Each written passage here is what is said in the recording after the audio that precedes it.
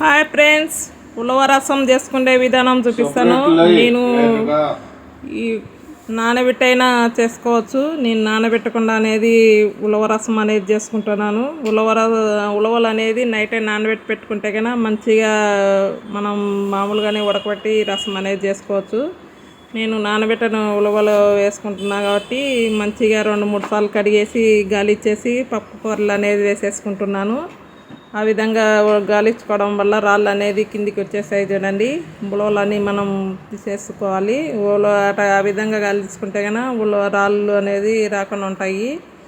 రాళ్ళు ఉంటే కనుక మళ్ళీ మనకు పంట కింద పడి మన చాలా మళ్ళీ కిడ్నీలకి అనేది అంటలేకపోతుంటాయి. ఆ విధంగా గాలించుకుంటే కనుక మంచిగా ఈ విధంగా అనేది చేసుకోవచ్చు. ఉలవలు దాంట్లోనే 2-3 గ్లాసులు వేసేసి ఫస్ట్ అనేది వాటర్ వేసి ఉలవలు అనేది ఒక 10-15 విజిల్ అనేది పెట్టుకున్నాను. మళ్ళీ ఆవిరి తీసేసి మళ్ళీ ప్లేటు 15 విజిల్లు వచ్చిన తర్వాత సాల్ట్ అనేది వేసాను. ఫస్ట్ సాల్ట్ వేస్తే కనుక ఉలవలు అనేది ఉడకమని ఈ విధంగా ప్లేటు తీసేసి వేసుకుంటున్నాను. ఈ విధంగా సిమ్లేకల్లా పెట్టి ఉడకబెట్టుకుంటున్నాను. కొంతసేపు ఉడికిన వల్ల ఈ విధంగా ఉలవ రసం అనేది చేసుకుంటే కనుక కిడ్నీల రాళ్ళు ఉన్నా కానీ కరిగిపోతాయి. కిడ్నీల రాళ్ళు వస్తాయి అనుకుని డౌట్ ఉన్న వాళ్ళు కూడా ఈ విధంగా ఉలవ రసం చేసుకోవడం తినడం వల్ల రాళ్ళు అనేది కరిగి మనకు ఆరోగ్యం కూడా చాలా మంచిగా ఉంటుందండి. ఈ విధంగా ఉలవ రసం చేసుకొని తినడం వల్ల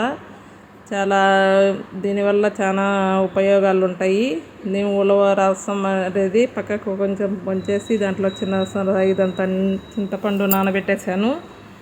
జీలకర్ర, ఆవాలు, మిరియాలు లైట్గా వేయించేసి ఒక స్పూన్ వేసుకొని దాంట్లోనే కొంచెం కారం, కొంచెం ధనియాల పొడి వేసుకున్నాను.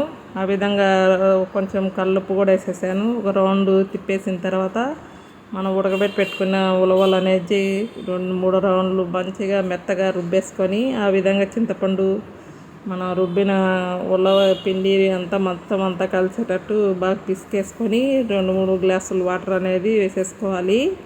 మనకు చిక్కగా కావాలంటే కనుక రసం చిక్కగానే వేసుకోవచ్చు. కొంచెం లైట్గా కొంచెం పతలాగా కావాలంటే పతలాగా అయినా చేసుకోవచ్చు రసం అనేది. ఈ విధంగా చేసుకొని తినడం వల్ల చిన్నపిల్లలు కానీ పెద్దలు కానీ మంచిగా తినగలుగుతారు.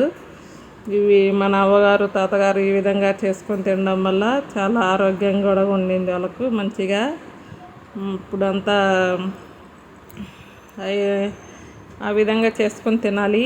నేను స్టవ్ దగ్గరికి వెళ్ళి ప్యాన్ పెట్టి దాంట్లో ఆయిల్ వేసేసి ఆవాలు, జీలకర్ర, ఒక ఉల్లిపాయ ముక్కలు, దీంట్లో మళ్ళీ వెండిన కరివేపాకు వేసేసాను. ఇట్లా ఫ్రెష్దైనా వేసుకోవచ్చు. ప్రస్తుతానికి నా దగ్గర లేదు కాబట్టి వెండి కరివేపాకు అనేది వేసేసుకున్నాను. అట్లా ఆ విధంగా రసంలో 2-3 గ్లాసులు వాటర్ వేసేసి అంత చిక్కగా లేకుండా అంత నీళ్ళు లేకుండా మధ్య రకంగా అనేది రసం అనేది పెట్టుకోవాలి. చాలా కమ్మగా ఉంటుందండి. వేడి అన్నంలకైనా కానీ ఈ విధంగా తినడం వల్ల చాలా మనకు ఆరోగ్యం కూడా చాలా మంచిగా ఉంటుంది.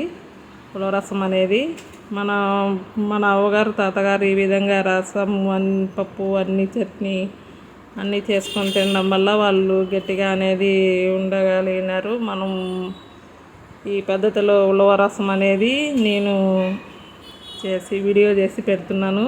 నా వీడియో నచ్చితే కనుక లైక్ కొట్టండి, సబ్స్క్రైబ్ చేసుకోండి, బెల్ సింబల్ నొక్కండి, 10 మందికి సెండ్ చేయండి. నా వీడియో నచ్చినట్టయితే కనుక మీరు కూడా చేసుకొని తిని ఎలా ఉందో కామెంట్ పెట్టండి. ఆ విధంగా ఉడికేటప్పుడు రసం అనేది స్టవ్ బంద్ చేసేయాలి. బాయ్ అండి.